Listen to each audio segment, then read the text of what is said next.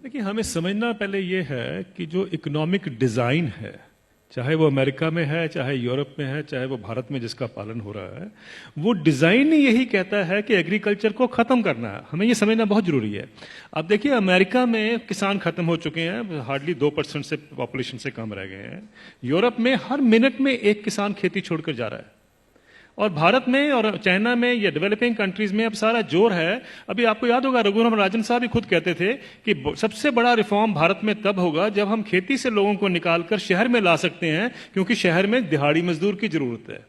ये हमें समझना है, ये इकोनॉमिक पॉलिसी का डिजाइन है। अगर आप नेशनल स्किल पॉलिसी का डॉक्यूमेंट देखें तो उसमें लिखा हुआ है कि 57% से हमें, पहले तो उन्होंने 18% कहा था, 18% पे हम गांव की जो एग्रीकल्चर की जो पॉपुलेशन है उस पर ले आएंगे।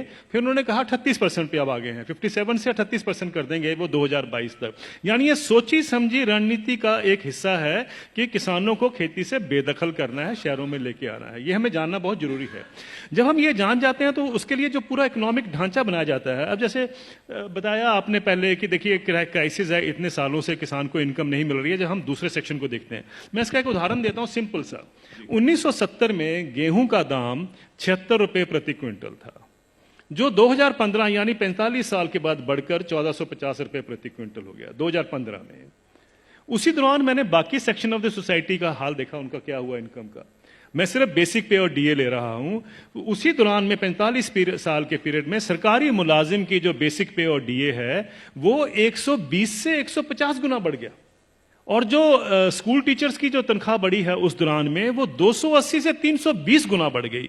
और जो कॉलेज के यूनिवर्सिटी प्रोफेसर्स हैं उनकी तनख्वाह 150 से 170 गुना बढ़ी है उस 45 साल के पीरियड में। किसान की जो इनकम है, जो गेहूं के दाम से या धान के दाम से आप नापेंगे, वो 19 गुना बढ़ती है।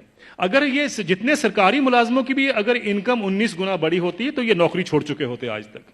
प्रॉब्लम यह है कि किसान का हक क्या बनता है। अगर हम 45 साल के बाद जब उसको 1450 रुपए मिले थे, अगर मैं 100 गुना भी उसकी इनकम बाकी इनकम पैरिटी के नॉर्म से चलता हूं, तो उनकी इनकम जो है या उनका मिनिमम सपोर्ट प्राइस जो है वो 7600 रुपए प्रति क्विंटल बनता था। ये उनका हक है। 7600 रुपए क्विंटल बनता था, उनको मिला 1450 रुपए। फिर ये कहा जाता साहब ये पैसा कहां से आएगा। कभी आपने पूछा जब कॉर्पोरेट को पैसा दिया जाता है कहां से आएगा? कभी आपने पूछा 7वां वेतन आयोग का पैसा कहां से आएगा? 7वां वेतन आयोग जब सारे देश में फैलाया जाएगा, अभी तो सिर्फ सेंट्रल गवर्नमेंट का है, तो क्रेडिट स्विस बैंक की स्टडी कहती है 4,80,000 करोड़ रुपए हर साल एडिशनल खर्चा होगा। किसी ने नहीं पूछा कि पैसा कहां से आएगा। किसी ने नहीं कहा कि फिस्कल डेफिसिट बढ़ जाएगा। आप किसान को 2 लाख रुपए दे दीजिए, 2 लाख करोड़ रुपए अनाउंस कर दीजिए साल का देंगे, हाहाकार मच जाएगा इस देश में। अरे ये पैसा व्यर्थ जा रहा है, ये लोग डिजर्व नहीं करते हैं, ये सारा कुछ होगा, फिस्कल डेफिसिट बढ़ जाएगा। लेकिन इंप्लॉइज के लिए किसी ने कहा फिस्कल डेफिसिट बढ़ जाएगा? ये सारी इकोनॉमिक नीतियां हमें जानने की जरूरत है। ये किस तरीके से डिजाइन बनाया गया है कि किसान को हम गरीब का गरीब ही रखें। और ये पॉलिसी कितने दशकों से चलती आ रही है, सब सरकारें इसमें सम्मिलित हैं। अब आपका जो सवाल था कि ये क्या कारण है, इसका कोई बीच का रास्ता भी हो सकता है। बीच का रास्ता हम क्या ढूंढते हैं, मुझे एक छोटी सी बात बता दीजिए। जब आपका इनकम मिलती है, 7वां वेतन आयोग मिलता है या किसी को भी अपनी इनकम मिलती है, तो क्या कभी किसी ने सोचा है कभी किसान को कभी हाउस रेंट मिला हो, कभी एजुकेशन रेंट मिला हो, कभी हेल्थ अलाउंस मिला हो, कभी बच्चों के लिए मेडिकल अलाउंस मिला हो?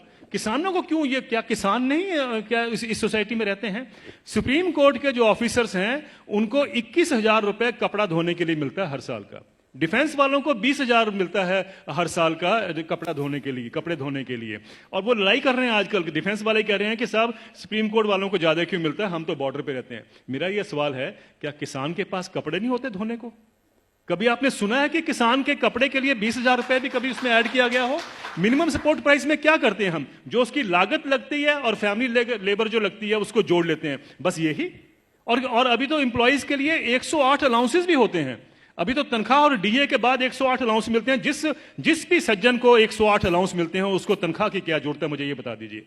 लेकिन अगर मिलते हैं तो मैं ये नहीं कहता कि नहीं मिलने चाहिए, लेकिन क्या किसान ने क्या गलत किया है कि उसको नहीं मिलते हैं?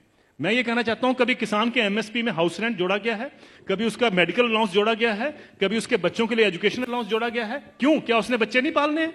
हम ये क्यों मान के चलते हैं कि किसान तो हमारे देश के ऊपर बोझ है, इसके ऊपर हम दान कर रहे हैं? आप दान नहीं कर रहे हैं, आप उसको एक्सप्लॉइट कर रहे हैं, आप किसान को निचोड़ रहे हैं और उसी के साथ आपकी अर्थव्यवस्था चलती है।